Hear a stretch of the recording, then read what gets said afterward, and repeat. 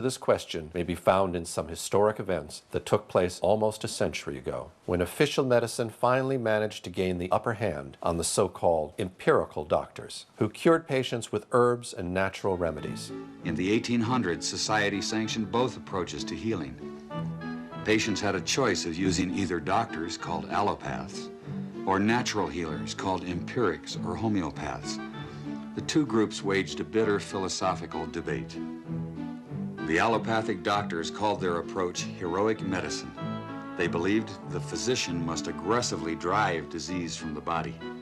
They based their practice on what they considered scientific theory. The allopaths used three main techniques. They bled the body to drain out the bad humors. They gave huge doses of toxic minerals like mercury and lead to displace the original disease. They also used surgery, but it was a brutal procedure before anesthesia and infection control. Few patients were willing to have surgery. Most patients feared allopathic methods altogether. Satirists of the day remarked that with allopathic treatment, the patient died of the cure. Competing with the doctors were the empiric healers. Contrary to the doctors, they believed in stimulating the body's own defenses to heal itself. Instead of poisonous minerals, they used vegetable products and non-toxic substances in small quantities. They especially favored herbs learned from Native American and old European traditions. The empirics said they based their remedies not on theory, but on observation and experience. Satirists of the day added that with empiric treatment, the patient died of the disease, not the cure. And the balance of medical power remained equal until the turn of the century. Then, new medical treatments emerged that were potentially very profitable. The AMA joined with strong financial forces to transform medicine into an industry. The fortunes of Carnegie, Morgan, and Rockefeller financed surgery, radiation, and synthetic drugs. They were to become the economic foundations of the new medical economy. The takeover of the medical industry was accomplished by the takeover of the medical schools. Well, the people that we're talking about, Rockefeller and Carnegie in particular, came to the picture and said, we will put up money.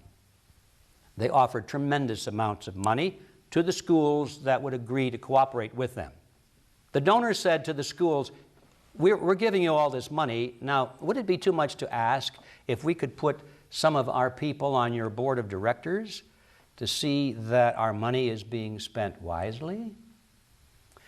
Almost overnight, all of the major universities received large grants from these sources and also accepted 1, 2, or 3 of these people that I mentioned on their board of directors, and the schools literally were taken over by the financial interests that put up the money.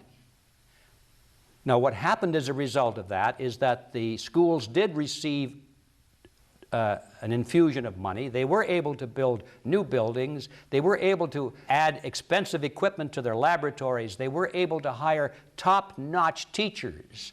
But at the same time as doing that, they skewed the whole thing in the direction of pharmaceutical drugs.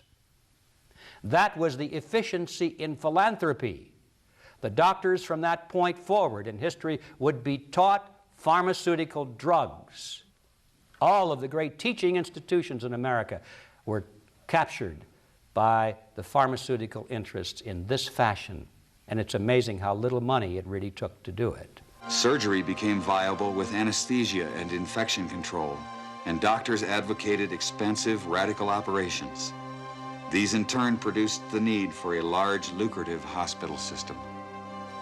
Radium fever swept medicine. The price of radium rose 1,000% almost overnight. Another costly technological industry entered the hospital system. A drug industry grew out of the booming patent medicine business. The doctors changed educational standards and licensing regulations to exclude the empirics. Soon, only AMA-approved doctors could legally practice medicine. In a brief 20 years, the AMA came to dominate medical practice. Organized Medicine launched a media campaign to associate the empirics with quacks. The code word for competition was quackery. So now the average doctor goes through school. He gets a great education. He has to be really smart to get through it. He learns all about drugs. He doesn't know too much about basic nutrition. I found that the average wife of these physicians knows more about nutrition than he does, but they sure know their drugs. And if you go to your typical doctor today, I don't care what it is, chances are you're going to walk out of there with a prescription. Why? Because that's what he has been trained to do.